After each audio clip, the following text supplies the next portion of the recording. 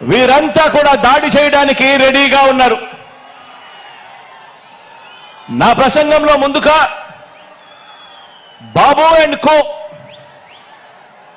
వీళ్ళ పొత్తుల గురించి కాసేపు మాట్లాడతాను. వీరందరిది కూడా ఈ పార్టీలందరిలో కూడా వీరందరికీ సైన్యాధిపతులే తప్ప ఏ పార్టీలో కూడా సైన్యం ఎక్కడా లేదు. ఇందులో కొన్ని పార్టీలు గత ఎన్నికల్లో నోటాకొచ్చినన్ని ఓట్లు కూడా రాని పార్టీలు, తమ స్వార్థం కోసం రాష్ట్రాన్ని అన్యాయంగా విడగొట్టిన పార్టీలు, రాష్ట్ర ద్రోహుల పార్టీలు, మరికొందరు ప్రజల చేతుల్లో చిత్తుగా ఓడిపోయిన పార్టీలు, ఓడిపోయిన వ్యక్తులు. ఇటువంటి వారందరూ కూడా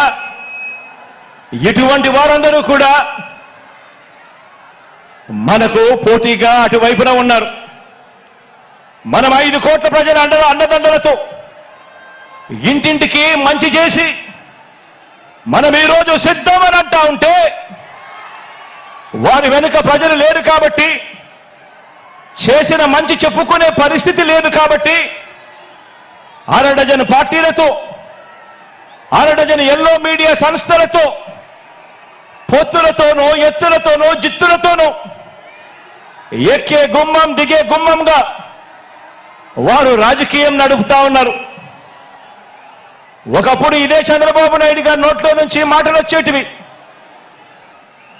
జాతీయ రాజకీయాలను తానే ఏలానని, స్టీరింగ్ కమిటీ చక్రం తానే తిప్పానని, ప్రధానుల్ని, రాష్ట్రపతుల్ని తానే నిర్ణయించానని ఒకప్పుడు ఇదే చంద్రబాబు ఊదరగొట్టేవాడు.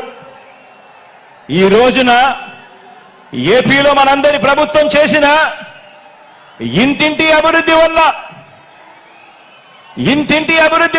ఇంటింటికి చేసిన మంచి వల్ల మనకున్న ప్రజాబలం ముందు నిలబడలేక, మనతో నేరుగా తలబడలేక, ఏపీలో తన సైకిల్ చక్రం తిరగటం లేదని ఢిల్లీకి వెళ్లి దత్తపుత్రుడితో కలిసి పడిగాపులు కాసి ఢిల్లీలో మోకరిల్లుతా ఉన్న పరిస్థితులు ఈ రోజు చంద్రబాబు నాయుడు గారి పరిస్థితి.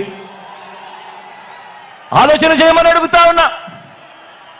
కేవలం జగన్ ఒకడు ఇటువైపున, జగన్ వల్ల మంచి జరగకపోయిందంటే ప్రతి ఇంటికి, జగన్ గన తన మేనిఫెస్టోలో చెప్పిందంతా కూడా తాను చేయకపోయిందంటే, జగన్ అనే ఒకే ఒక్కడు చంద్రబాబు నాయుడు గారి గుండెల్లో రైళ్లు పరిగెత్తించకుండా పోయింటే,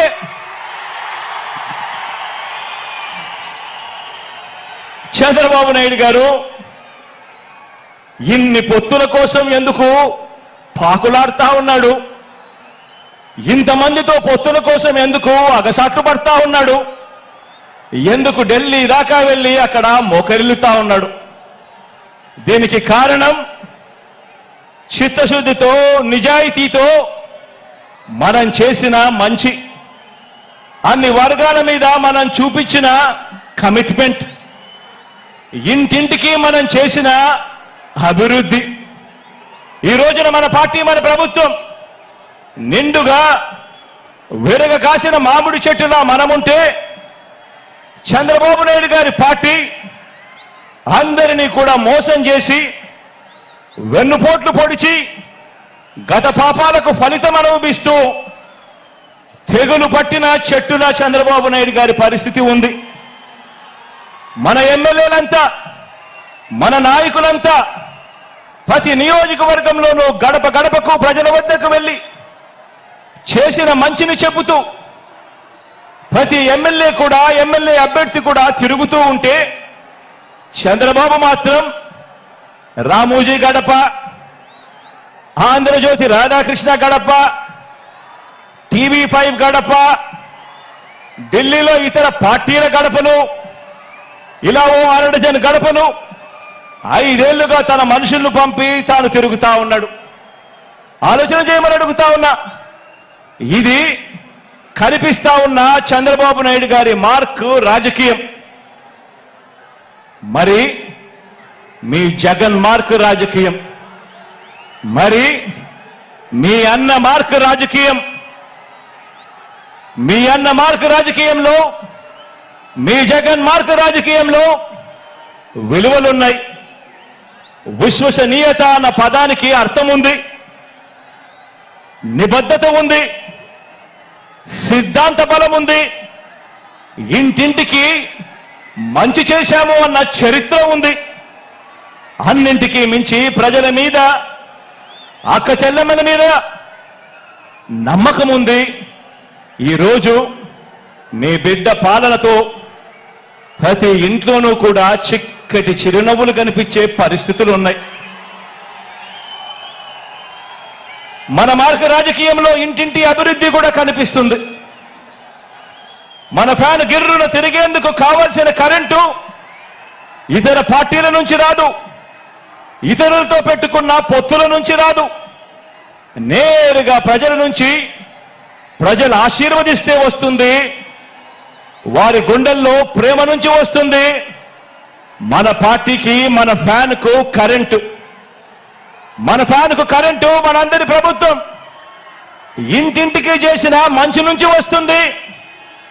మనం అందించిన నవరత్నాల్లో నుంచి మన ఫ్యాన్కు కరెంటు వస్తుంది.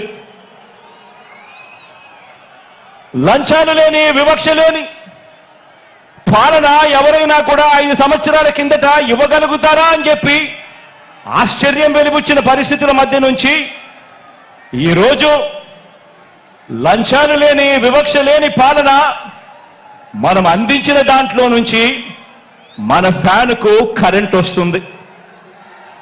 మన ఫ్యాన్కు కరెంటు మాట తప్పకుండా మేనిఫెస్టోను ఓ బైబిల్ గాను, ఓ ఖురాన్ గాను, ఒక భగవద్గీత గాను ఇంతవరకు ఎప్పుడూ కూడా ఎవరూ కూడా చెయ్యని విధంగా, మేనిఫెస్టో అంటే చెత్తబుట్టలో వేసే డాక్యుమెంట్ కాదు.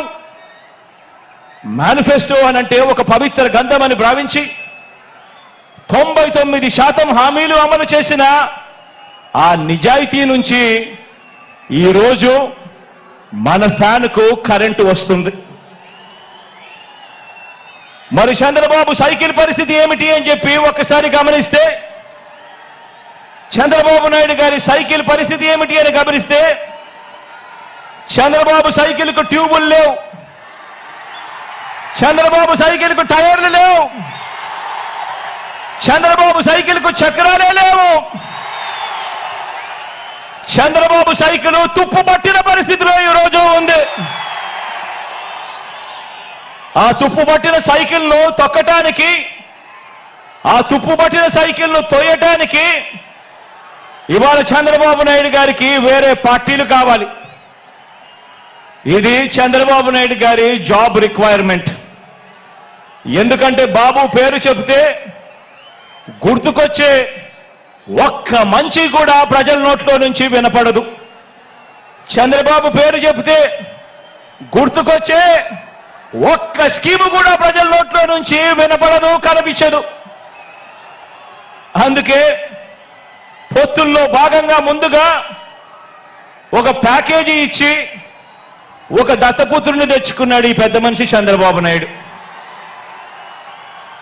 దత్తపుత్రుని ఎందుకు తెచ్చుకున్నాడంటే, ఈ ప్యాకేజీ స్టార్ అయితే సైకిల్ సీటు తనకు కావాలని అడగడు, తన వారికి సీట్లు ఇవ్వకపోయినా కూడా ఈ పెద్ద మనిషి, ఈ దత్తపుత్రుడు అడగనే అడగడు.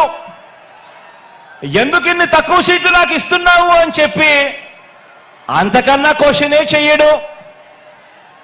కావాలంటే తాను తాగుతా ఉన్న టీ గ్లాస్ కూడా బాబుకే ఇచ్చేస్తాడు. చంద్రబాబు సిట్ అంటే కూర్చుంటాడు, చంద్రబాబు స్టాండ్ అంటే నిలబడతాడు. సైకిల్ను ఎప్పుడు దిగమంటే అక్కడ దిగుతాడు, ఎప్పుడు సైకిల్ను తోయమంటే అప్పుడు తోస్తాడు. పొత్తుల్లో ఉండమంటే పొత్తుల్లో ఉంటాడు, విభేదించినట్టు డ్రామాలు ఆడమంటే రక్తి కంటిచ్చే డ్రామా కూడా ఆడుతాడు. వెనకటికి చంద్రబాబు నాయుడు లాంటి నాయకుడిని ఎవరో అడిగారట. వెనకటికి చంద్రబాబు నాయుడు గారి లాంటి నాయకుడిని ఎవరో అడిగారట, అయ్యా